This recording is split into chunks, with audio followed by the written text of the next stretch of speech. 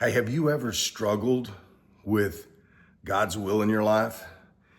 One of the things that I've observed, particularly in 20 somethings from my own 20s and dealing, serving and working with networks of 20 somethings, Gen Z, millennials, is that God's will is something that they struggle with. We all struggle with. But one of the reasons why we struggle so much with God's will is we think somehow that God's will is a decision we make out there rather than a posture we take in here. Romans 12, 1 and 2 is super helpful in giving us direction about God's will. And it says, therefore, I urge you, brothers and sisters, in view of God's mercy, to offer your bodies as a living sacrifice, holy and pleasing to God. This is your true and proper worship. One, it gives clear direction to worship. But do not conform to the patterns of this world, but be transformed by the renewing of your mind. Then you will be able to test and approve what God's will is, his good, pleasing, and perfect will.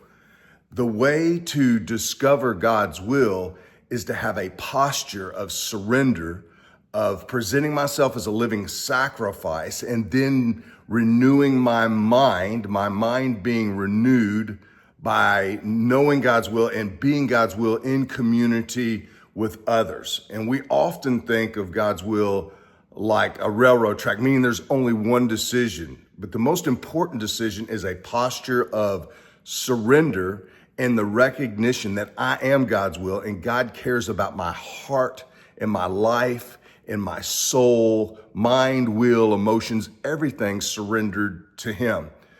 So whenever that happens, when my life is surrendered to him, my mind is being transformed and renewed. This is not just intellectual downloading. This is actually community experience and story and life together with others is how this transforming process happens.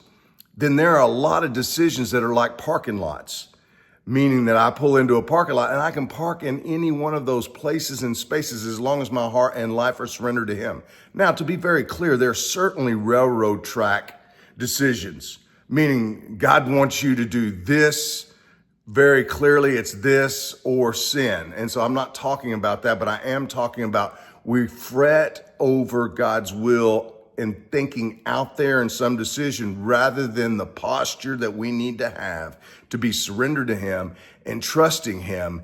And we become God's will by a life surrendered to him. So first and foremost, make sure you are surrendered to God.